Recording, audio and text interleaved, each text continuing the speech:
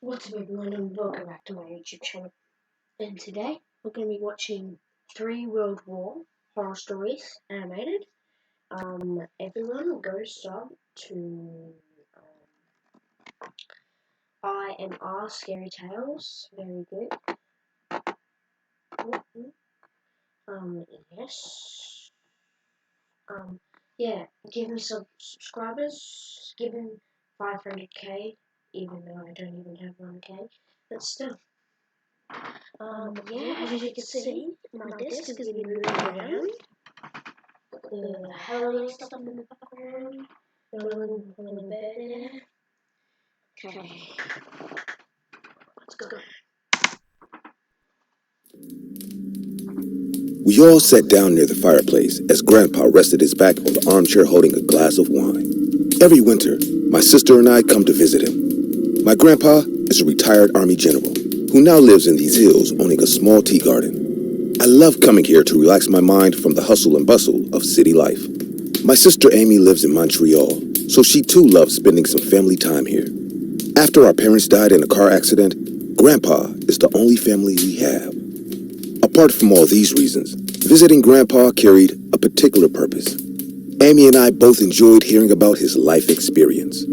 His days in the Army were filled with terrifying incidents. Until today, they gave us goosebumps just by hearing from Grandpa's mouth.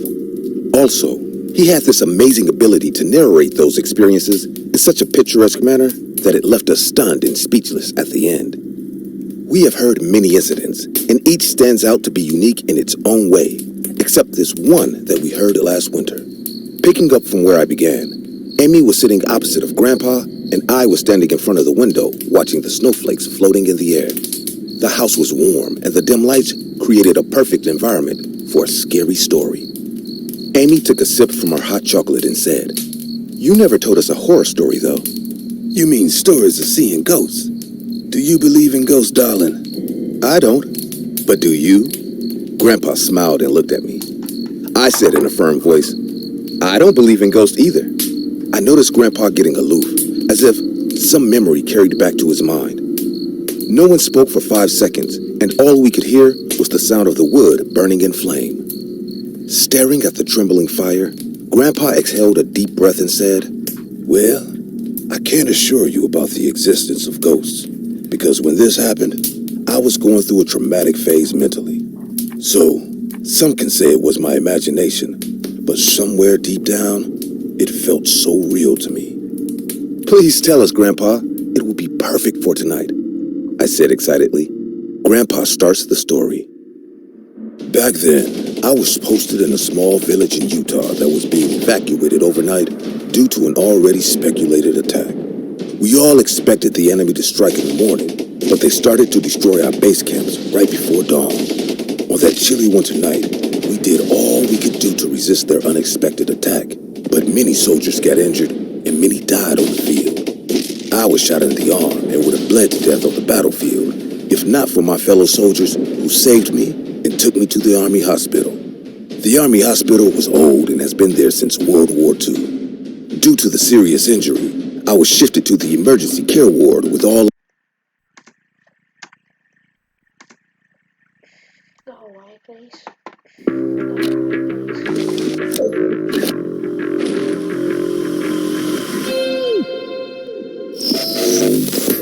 please. Peace, boys, other injured soldiers battling for life. Though the daytime went by somehow, the nights were tough to spend in that hospital. The constant smell of medicines and chemicals hit me hard after dark. 2 nurses used to be assigned for each ward, holding 50 to 60 soldiers per emergency ward. Some of them had massive injuries like 80% burn wounds or shot in the head but still survived somehow. Some had to be amputated to stop their entire body from going to a septic shock. Screams and cries echoed in the hospital hallway as these injured soldiers withered in pain. I still remember this one soldier who was admitted to the next bed beside me. He lost half his face in an explosion and still managed to survive. He's faithful. He slept all day with heavy sedatives, but sometimes at night, he woke up screaming in pain every time the nurses dressed his wound. The nurse shed tears while removing the blood-soaked gauze from his face. Chunks of flesh came off every time fresh wounds received touch. That day, I felt war is much more about suffering and torture than glory and pride. Anyways, I mostly spent the day in bed even though I was perfectly able to walk. The doctor prescribed complete bed rest after taking out the bullet, so I had to follow his instructions. The hospital often suffered power cuts at night. Now, in the middle of a war, this was hardly an issue to complain about. Every patient in the emergency ward had urinals attached along the bed, so they don't have to get up, and most of them weren't in that condition to do so. But I, on the other hand, was quite better health-wise. So, after a point peeing in a urinal bag while lying on the bed, started to feel a little uncomfortable for me. The washroom was on the end of the corridor across the lot, and I knew the nurses won't let me walk there at night. But one night, I felt the urge to pee and decided to do it like a man. I got up on the bed and looked around. The entire emergency ward was lined up with beds on both sides. Candles were placed in the corner to give light. I saw one nurse dozing on a chair nearby and the other going for her rounds. I thought, this is the ideal situation. Before the nurse returns, I can easily go and come back to bed after finishing my business. Also, not walking for a long time started to hurt my legs. I got down from the bed supporting my arm at the saline stead and stood on the ground. A sense of relief blossomed in my mind. Slowly and steadily, I walked to the nearest corner and picked up a candle to lead my way in the dark. Because the corridors had no light, each nurse carried a candle to make her way during the rounds. I came out of the room and found a vast empty corridor standing ahead of me. The pale moonlight came from the high-rise glass window and created a shadowy effect throughout. I started walking holding the candle gently. The hospital is so big that if I lose the light, I can easily lose my way here. As I left behind the emergency ward, I stepped into a world of darkness and dead silence. The subdued chirping of the crickets outside was the only thing I could hear at that point. I was walking on my own when I suddenly realized someone is following me. I stopped and turned around, but there was no one in that enormous corridor except me. I thought it was all my imagination, so I shrugged it off and started to walk again. But after a few seconds, that same feeling of being followed started to bother me. No matter how many times I stopped and turned back, I didn't see anyone. When I was almost near the washroom, I heard a painful cry. It was as if someone is whimpering in pain. I know the second emergency ward is upstairs, and I have to come far away from mine. So hearing sounds from that ward is almost impossible for me. I said in a firm voice, "Who is it?" No reply came, and the cry just grew louder. Suddenly, it started to come close to me. I raised my candle in the air, trying to look if someone is coming towards me. Whoever was crying came near me and stopped all of a sudden. Standing in that dark corridor with nothing but trembling candlelight, I felt an unknown fear. I said in a scared voice, "Who are you? Do you need any help?" No reply. Haven't played Cross Out before? Now is the time. Cross Out is a free action-packed game where you craft, ride, Reply came, and the cry just grew louder. It started to come close to me. I raised my candle in the air. A rough, painful voice spoke. I can't see."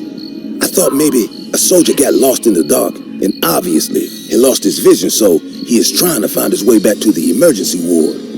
I said in a fumbled voice, You can come with me.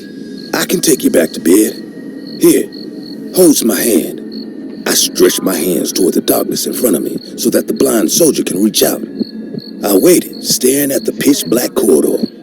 I could hear my own breathing as I waited for this man to find his way in the dark. A second went by.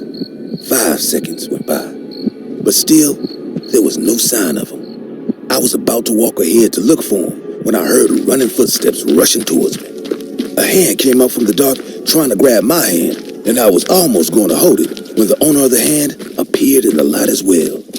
I screamed in horror as a disfigured body stood in front of me. The soldier is not blind. The part of his head over his lips was cut off.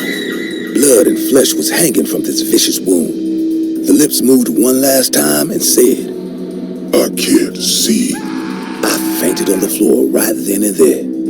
When I woke up, the sunlight from the window fell on my face. A nurse and doctor stood right next to me and discussing something with a serious face.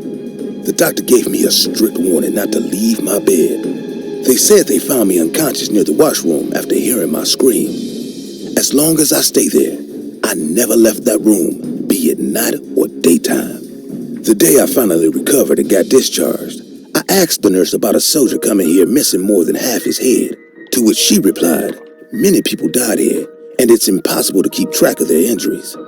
But there is a saying in this hospital, that those who died a painful death still roam the corridors at night. The souls of these dead soldiers still try to find their way back to life without realizing they have died long ago." That is creepy. That is creepy. Okay, that was a good one. I think that might be my favourite one out of all of these, even though I haven't watched it. So yeah, let's just keep watching. Hey guys, I see many of you commenting on my videos that this channel deserves 1 million subscribers. Exactly. But I also see the percent of people who watch my That's like me. It's like 60% not subscribed and like 40% are subscribed or something. I haven't checked.